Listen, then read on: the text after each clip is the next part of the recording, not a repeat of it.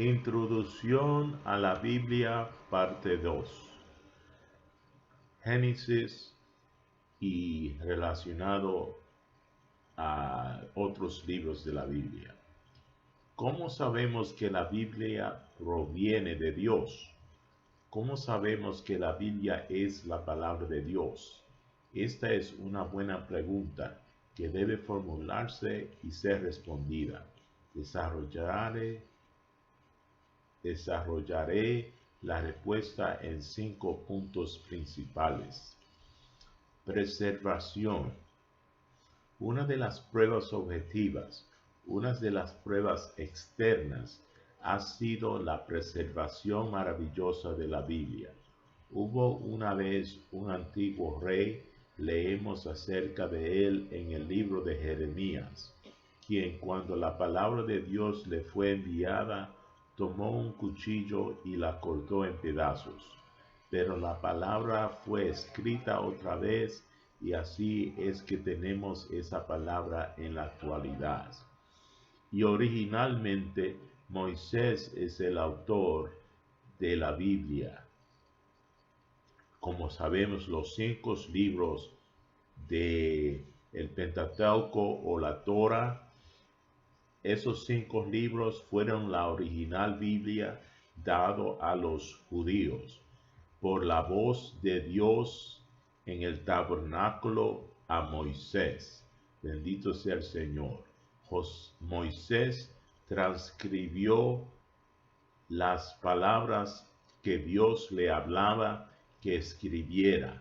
Y así tenemos los 5 primeros libros de la Biblia fueron directamente de la palabra de Dios, de la voz de Dios a Moisés. No fue invento de la imaginación de Moisés, fue escrita porque Moisés oía la voz de Dios en el tabernáculo y pasó su tiempo, parte de su tiempo, escribiendo la Torah, la primera Biblia. Bendito sea el Señor. A través de los siglos se han realizado muchas quemas de Biblias y hoy en día existe mucho antagonismo hacia la Biblia. En algunos países no está siendo quemada porque se piensa que somos demasiado civilizados para tal comportamiento.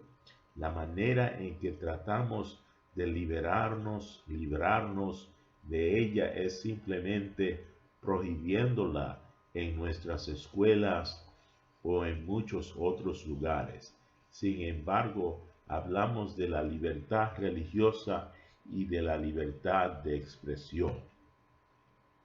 A pesar de todos los ataques que se han dirigido contra la Biblia, ella todavía existe y por supuesto es uno de los éxitos de librería. Bueno, habría que aclarar que era un éxito de librería, porque ese no es hoy el caso. Lamento decirlo, pero es la verdad, que revelan la actitud hacia la Biblia de nuestra sociedad contemporánea. La Biblia no está realmente ocupando el lugar que una vez tuvo en la historia y en la vida de algunas naciones. Sin embargo, creo que la sorprendente perseveración de la palabra de Dios es digna de consideración. La arqueología, parte 2. Otra manera por la cual podemos saber que la Biblia es la palabra de Dios es a través de la arqueología. La pala de arqueólogos ha desenterrado muchas cosas que han probado el origen divino de la Biblia. Por ejemplo, algunos negaron por muchos años la autoría de Moisés en relación al Pentateuco, que le termino de explicar anteriormente, en base a que la escritura no existía en tiempo de Moisés. Pero eso no es verdad. La escritura, los 5 libros existían en el tiempo de Moisés. Fueron escritas según los judíos han hechos grabaciones de esos libros. Seguramente no habrás oído a nadie promover esa teoría recientemente, ¿no es cierto? Por supuesto que no. Por años la pala del arqueólogo ha desenterrado una y otra vez evidencias sobre la veracidad de la Biblia. En este sentido, la ciudad de Jericó y las murallas que cayeron constituyen un ejemplo. Ha habido un debate entre Kathleen Kenyon y John Garstang relacionando con ciertos aspectos concretos. Ha quedado bien establecido que las murallas cayeron y podemos dejarles que discuten sobre la fecha y otras cosas por el estilo. La palabra de Dios ha resultado comprobada en este caso y en muchas otras ocasiones de arqueología. Ha demostrado la exactitud de la Biblia.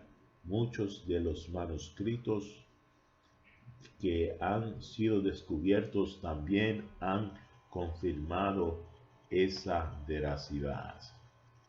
Es realmente interesante que cuando se encontraron los rollos de pergamino de Isaías entre los rollos del Mar Muerto, los liberales pensaron que se había presentado una oportunidad de descubrir argumentos para desacreditar la Biblia. Sin embargo, los rollos no han desacreditado a la Biblia y parece que los liberales han perdido mucho interés en dichos rollos.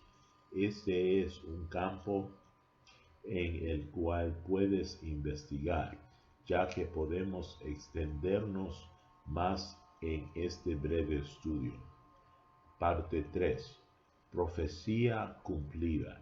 Si se me preguntase hoy si tengo una sola cosa para sugerir que ofrezca una prueba concluyente de que la Biblia es la palabra de Dios, ¿sabes qué seguiría?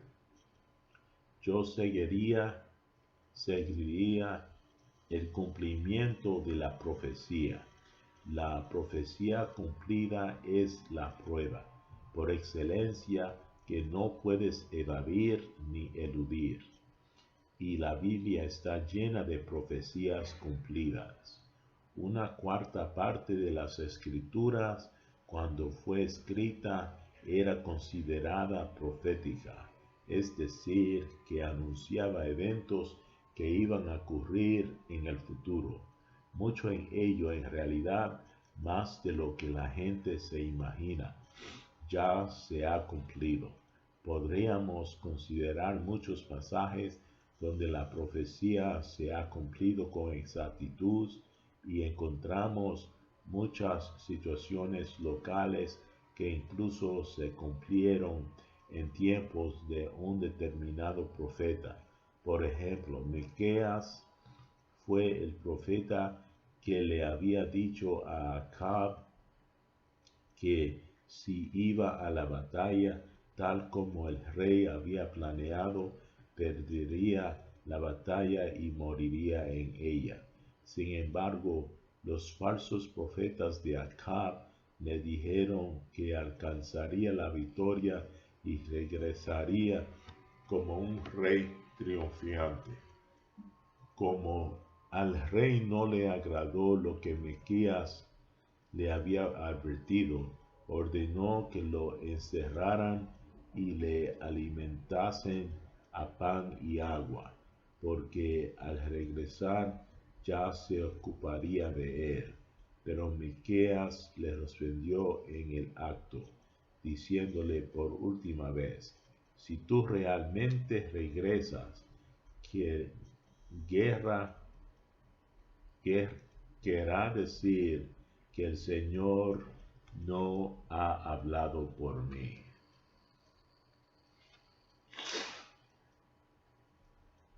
Bien, evidentemente el Señor había hablado por el profeta porque Acab no regresó. Al morir en la batalla, al ser derrotado su ejército, había llegado hasta el punto de disfrazarse para no correr ningún riesgo de perder su vida. Pero las escrituras nos cuentan que un soldado enemigo tensó su arco a la aventura cuando la batalla casi había concluido. Le quedaba, solo una flecha en su aljaba, la colocó en el arco y disparó, sin realmente apuntar a nadie en particular. Yo diría que fue como si aquella flecha hubiera tenido escrito el nombre de Acab y finalmente lo encontró. Fue directamente a su blanco. ¿Por qué? Porque Miqueas había pronunciado una profecía exacta. Verso 1, Reyes de capítulo 22. En otra ocasión el profeta Isaías declaró que el ejército invasor de Asiria no dispararía ni una flecha en la ciudad de Jerusalén. Verso 2 de Reyes 19:32. Bueno, esto sí que es interesante. En el ejemplo anterior, la profecía de Miqueas se había cumplido porque un soldado disparó una flecha por casualidad, tensando su arco al azar. ¿No podrías considerar que entre 200,000 soldados, verdaderamente una gran multitud, quizás uno se apresuraría a disparar y tensando también su arco, a la aventura lanzaría una flecha volando sobre la muralla de Jerusalén? Bueno, pues en este segundo ejemplo nadie hizo semejante cosa. Si el enemigo hubiera disparado tan solo una flecha hacia la ciudad, todos podrían haber estado seguros que Isaías no era el profeta de Dios. Pero sí lo era, como fue confirmado por el cumplimiento de su profecía en aquella ocasión. E Isaías también dijo que una virgen concebería un niño. Y esa declaración se produjo 700 años antes de que esto se cumpliese literalmente. Y además, si quieres una prueba final, hubo más de 300 profecías sobre la primera venida de Cristo, las cuales se cumplieron en su totalidad y literalmente. Cuando Jesucristo estaba colgado en la cruz y muriendo, había una profecía del Antiguo Testamento que aún no se había cumplido. Era la siguiente: me dieron vinagre para beber. Salmo 69, verso 21. Jesús había dicho: tengo sed, y sus mismos enemigos fueron y cumplieron la profecía. Verse Juan 19, capítulo 19, verso 28 al 30.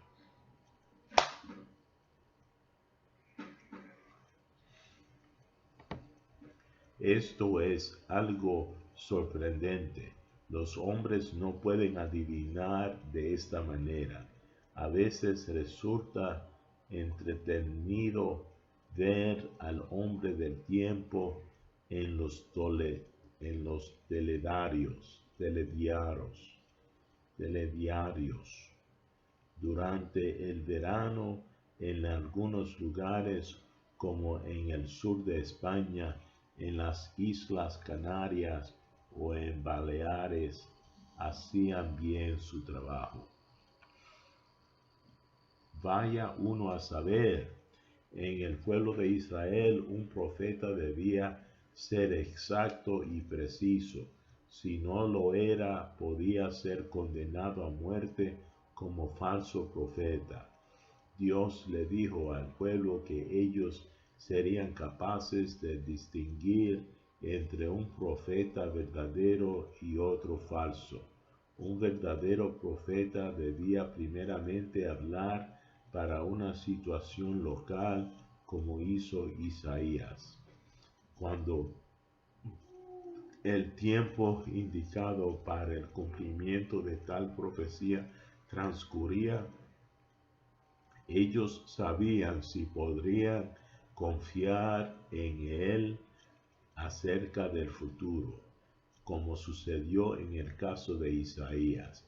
Nosotros podemos mirar atrás y comprobar que estas y otras profecías se cumplieron.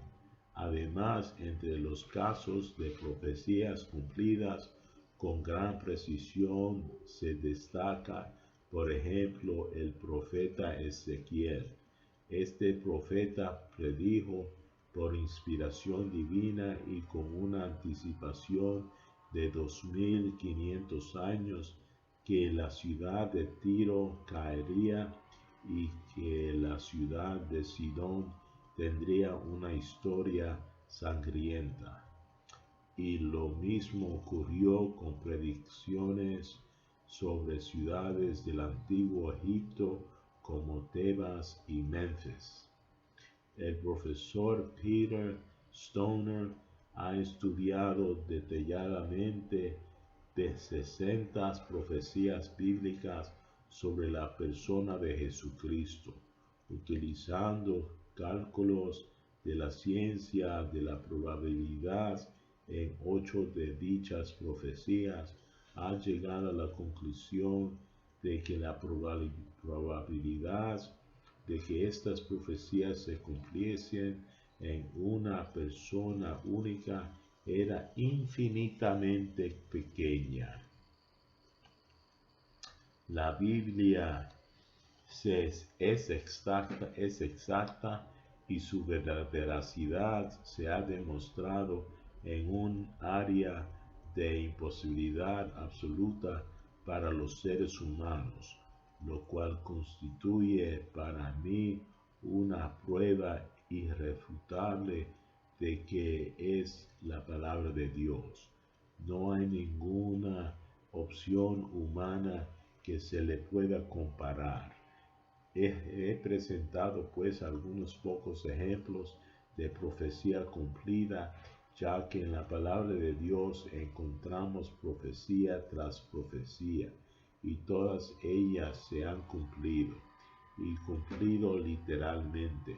He dicho sea de paso, creo que ello indica el método por el cual la profecía que se refiere al futuro aún se cumplirá. Parte 4. Vidas transformadas. Ofrezco finalmente 2 razones más como prueba de que la Biblia es la palabra de Dios. Una de ellas se refiere a las vidas transformadas de los creyentes actuales. He podido ver lo que la palabra de Dios puede hacer en las vidas de hombres y mujeres. En este momento estaba pensando en el hombre de Oakland, California, que escuchó mi programa radial de estudio bíblico. Le conozco bien. No voy a entrar en detalles sobre su vida, pero él tenía tantos problemas complejos y tanto pecado en su vida como ningún hombre que yo haya conocido. comenzó a escuchar el programa de radio. A veces oigo de personas que solamente escuchan el mensaje del Evangelio una vez y se convierten a Cristo. Creo que esto es posible y resulta maravilloso.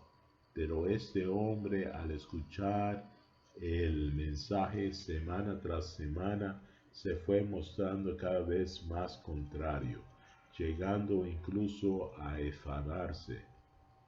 Al final me dijo lo siguiente: si hubiera podido acercarme a usted cuando estaba enseñando la epístola a los romanos y me dijo que yo era un pecador, le hubiera dado un buen golpe.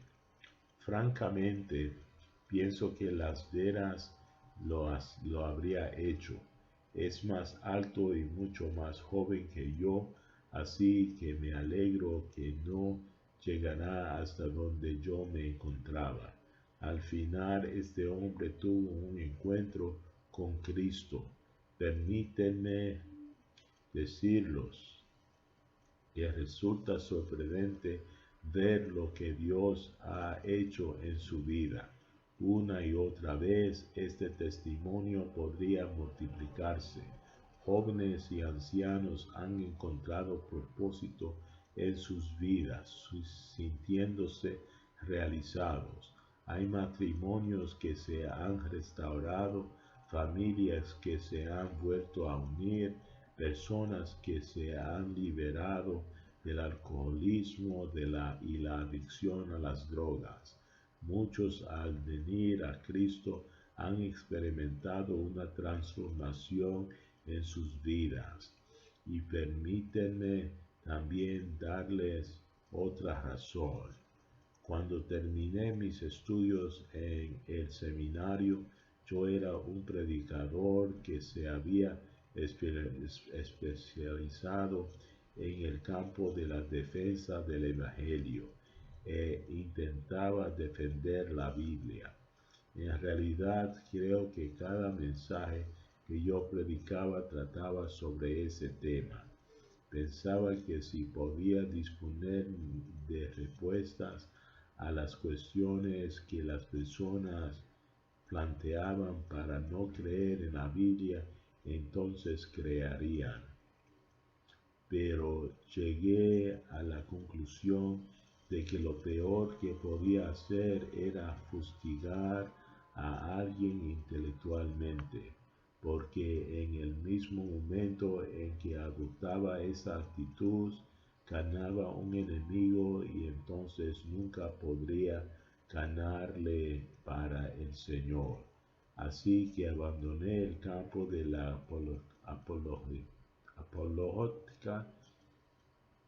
apologética y me introduje en otra área en lo que me dedicaba a proclamar únicamente la palabra de Dios tan sencillamente como me era posible.